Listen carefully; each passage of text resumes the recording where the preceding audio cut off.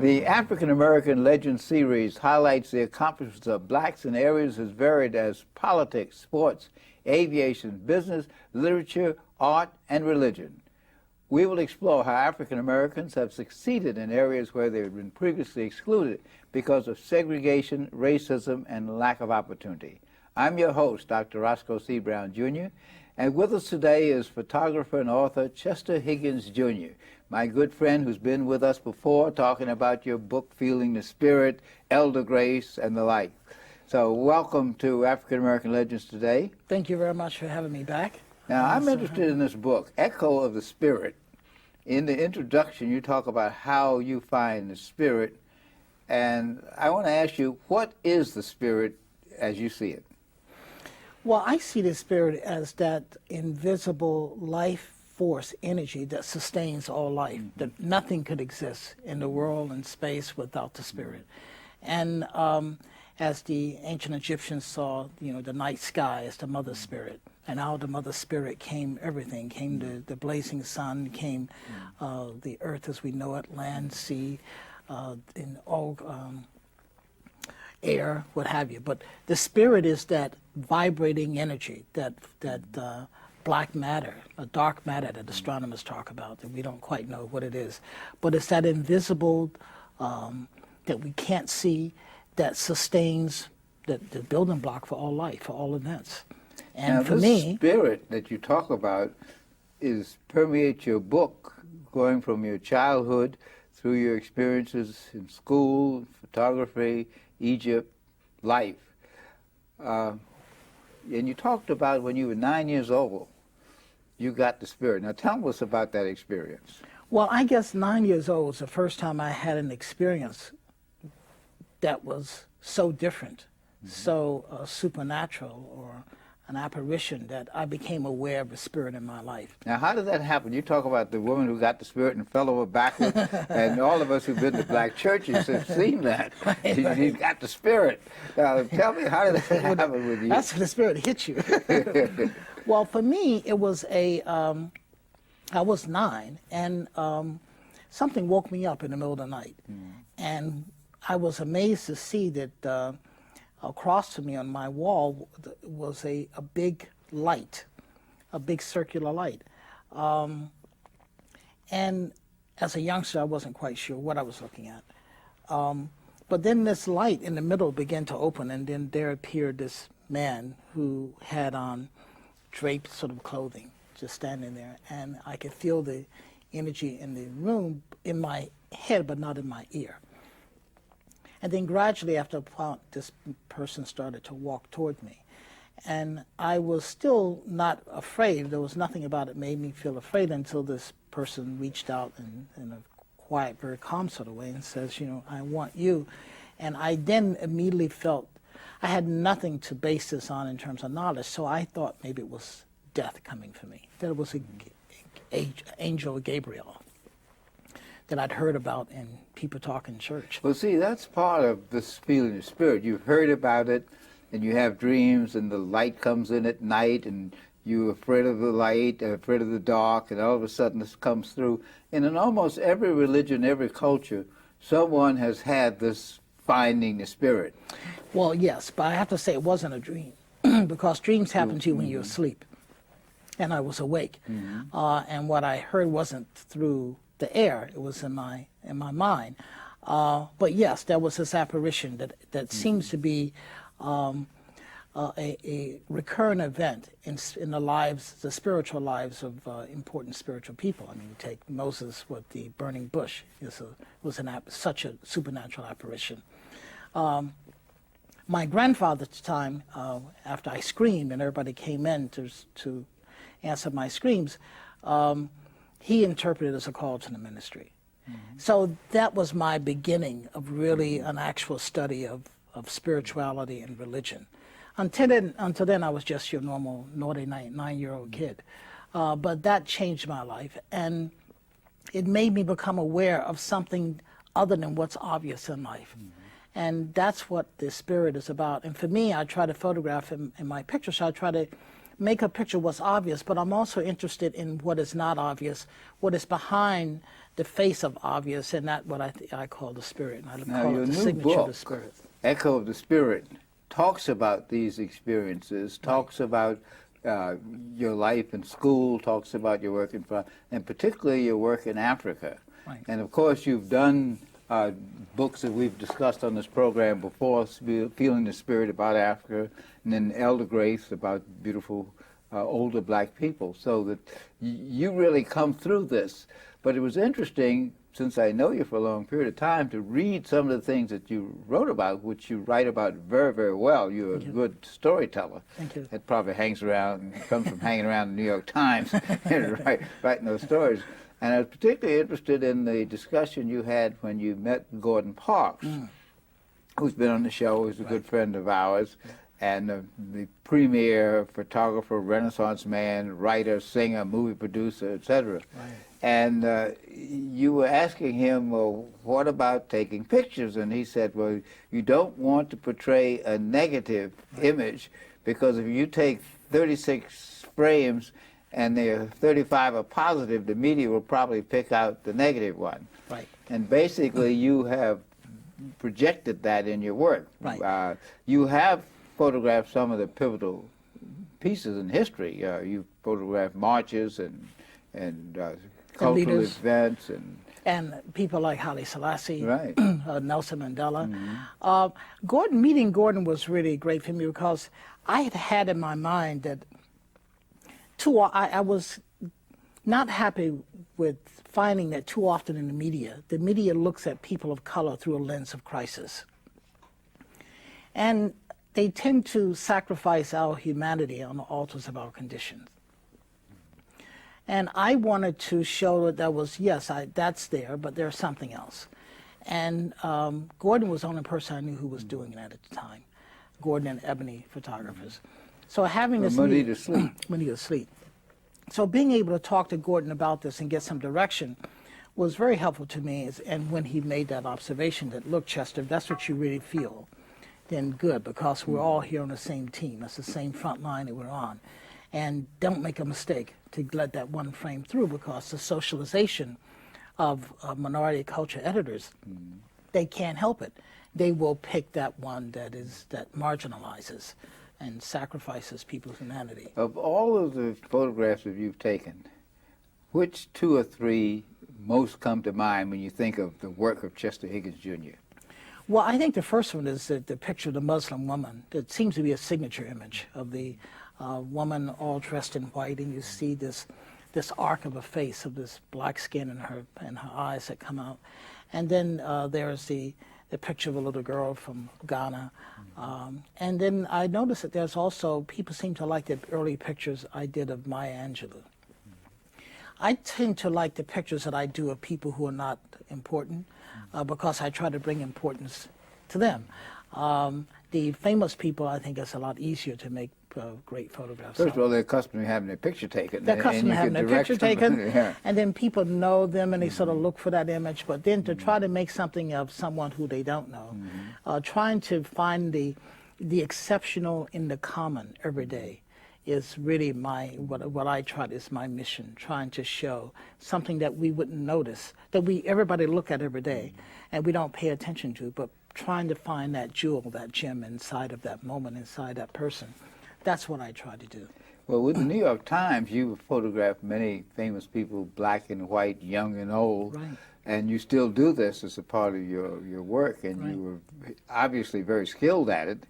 And whenever you see Chester Higgins, Jr., I recall one of the services for one of the great blacks who passed away. It was Alvin Ailey or somebody. And you went, I was there, and you went to up in the rafters and shot. Remember that picture? And shot down as they were honoring. I think it was Alvin Ailey. It could have been. I've used. People do say I do love perches, and in fact, it reminds me of the story of Brooklyn Bridge. There was a demonstration of Brooklyn Bridge, and Mayor Dinkins was going across with the people, and I was trying to find that right spot.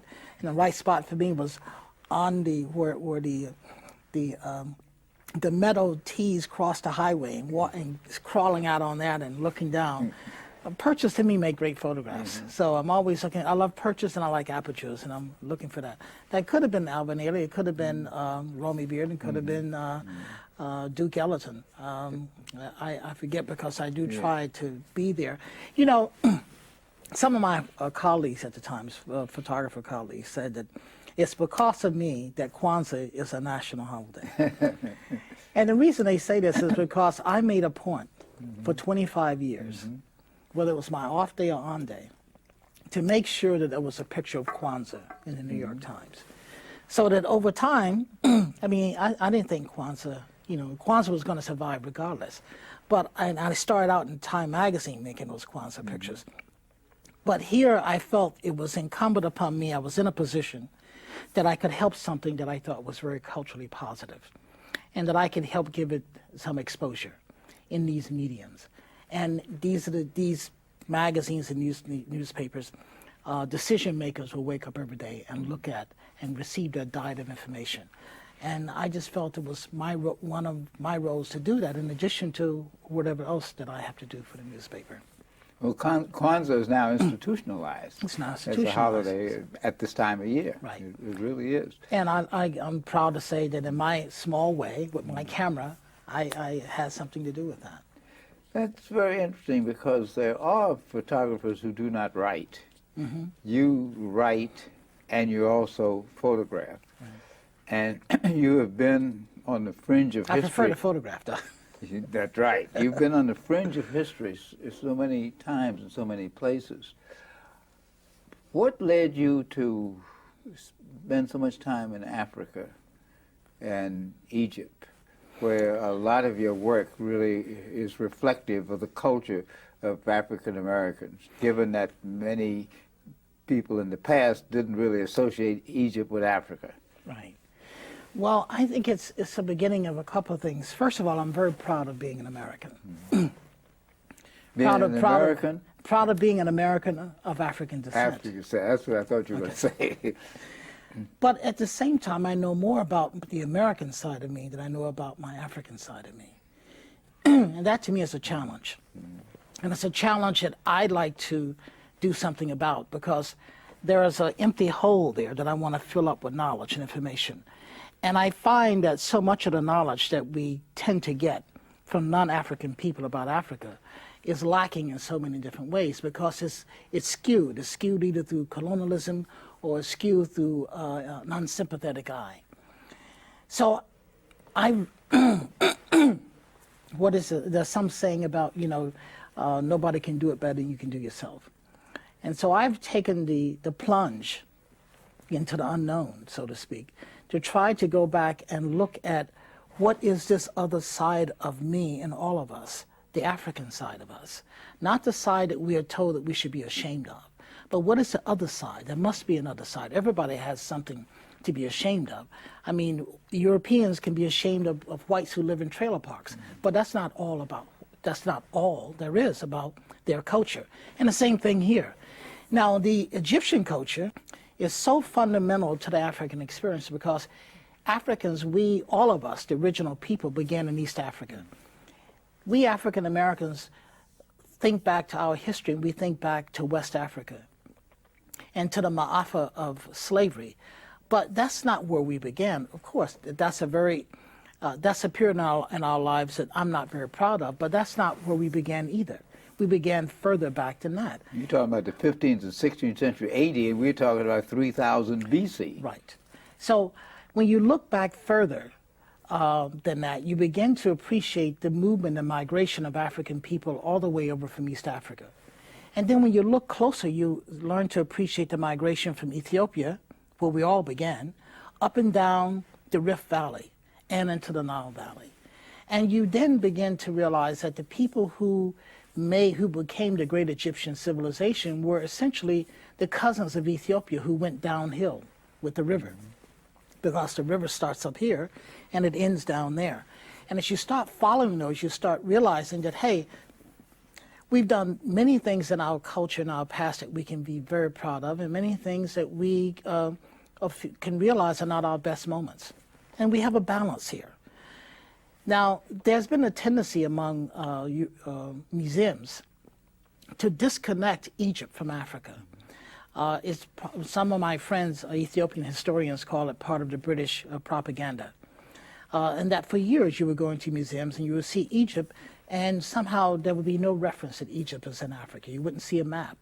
I have to congratulate the Brooklyn Museum for changing this. In their new studies, they have a map they point out very clearly.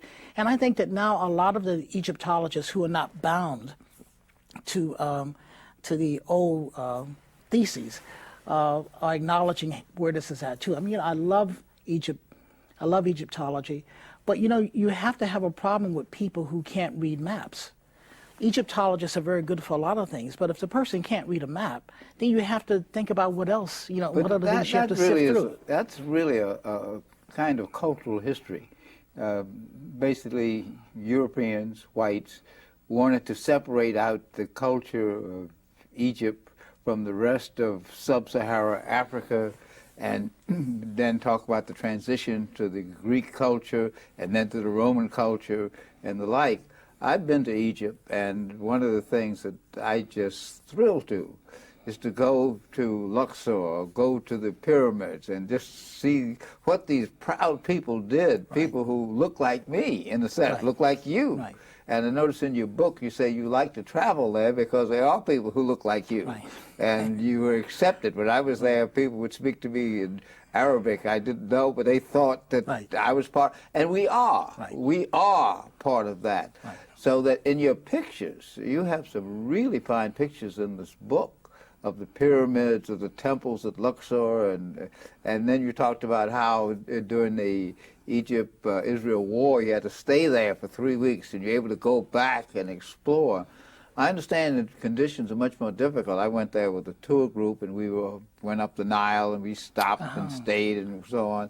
I understand it's very difficult to do because of the political situation there, which is, again, the old problem of any society of power, trying to keep the people who want to be in power out of power. And particularly with the Muslim world being in such excitement now, it does make a difference. But I noticed you didn't do much on the politics of Egypt. You did, most of your work was on the, and you said you intentionally stayed out of it because if you'd have been in the politics, you might have been in jail. Although you tell one story about trying to get a visa to go to Mauritania, and they wouldn't deal with you. And you brought all the heroes, Martin Luther King, and finally came to you, Muhammad Ali. Right. Once they said Muhammad Ali, they opened the door. They got a light went off. They didn't let you in necessarily. They didn't let me in, but because that's another part of the world, and I think it's so important. And in books like this, if you read this book and you look at these pictures, you begin to ask yourself some questions. Why did this happen? Right. You're talking about a civilization that's 3,000 years old. The fact that they would have universities, the fact that they could build these architectural gems like the pyramids. And of course, when I was over there, I was wondering how many hundreds of thousands of people died while they were building those pyramids. Well, and that's something that, but I think that's a Hollywood distortion because, you know, it's also a Hollywood distortion that slaves built them. I remember sitting in a studio one day working for the New York Times photographing Menachem Begin. And Menachem Begin must have been on Face the Nation or something like this, says, my people built the pyramid. And you look at Egyptian history, I mean, there's no way in the world. Nobody will say something like that now.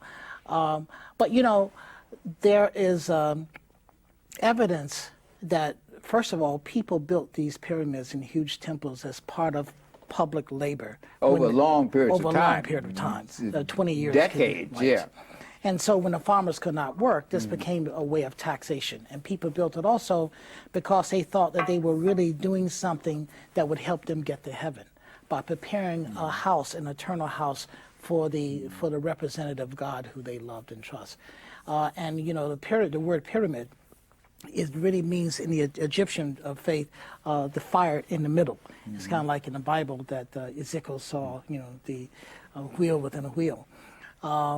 But yes, as the Europeans have used the Egyptian culture as one as a springboard to their culture, they got the antecedent wrong because the Egyptian columns predates, you know, the Greek and Roman columns. And I just tell people that, look, you know, at least the ancient Greek and ancient Romans had good taste about architecture. But if you look at their climate, they didn't need those tall columns because they didn't have that much hot air around them. Whereas in a colder climate, those very tall columns are not very efficient, for heat.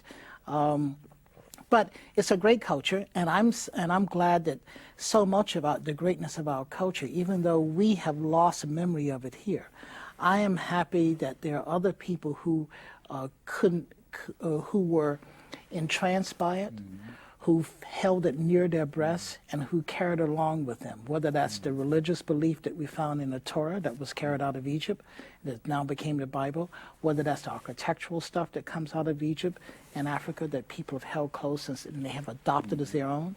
And what I'm doing with my camera, with my life, is also trying to take possession of the things that are part of me that I had no idea were a part of me, to learn and find what those things are, and to go and then document those visually in an embracing sort of way, and in a way that I know that I like to think that it makes me wholesome to recognize that again, to see the mirror of that again, and to embrace that and share it with the rest of us who would also, I like to think, would be enhanced by this knowledge. One of the most impressive photographs is the one you did of the African burial ground, of the actual tomb, the actual burial. One with the sign of nullification. Tell us about that. Well, when the African burial ground happened, being a student for the audience, we should tell them where the African burial ground is and so on. Down on Foley and Broadway. When I think it's Foley. When down at Foley Square. When GSA decided that they wanted the General Services Administration. General Services Administration decided they wanted to build a new office tower, and they picked out this land. And as they began to build to dig out the foundation, they came upon all these bones, and they weren't quite sure what this was, and the old records told them it was an African burial ground. At one point there was 5 corners, Irish community, and there was a pond also that was used, that was filled in eventually because of the tannery use, leather tanners.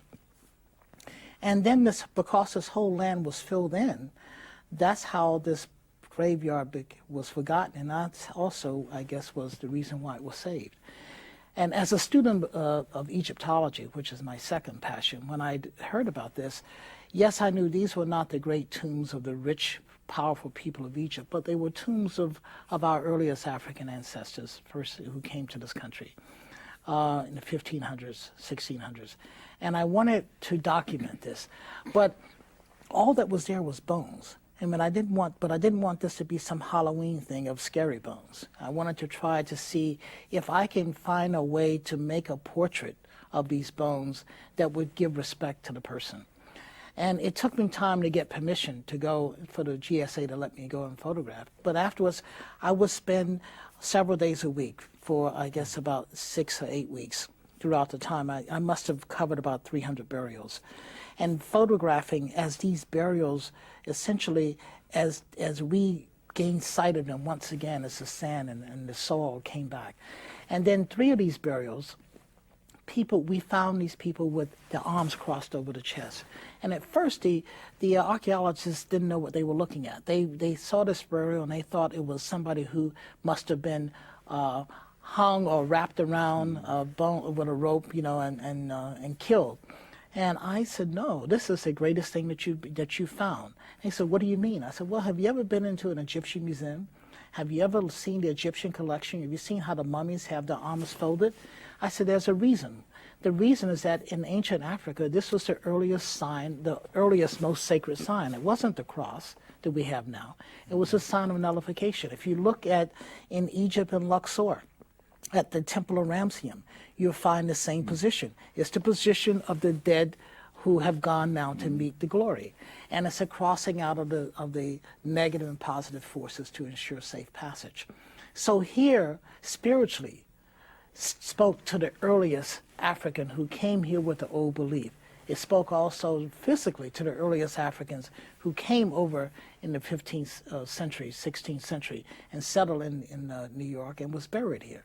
And I just thought that was just, for me, that was just an incredible find. I even tried to do something different too while I was there, because they were always digging down on top and pulling back.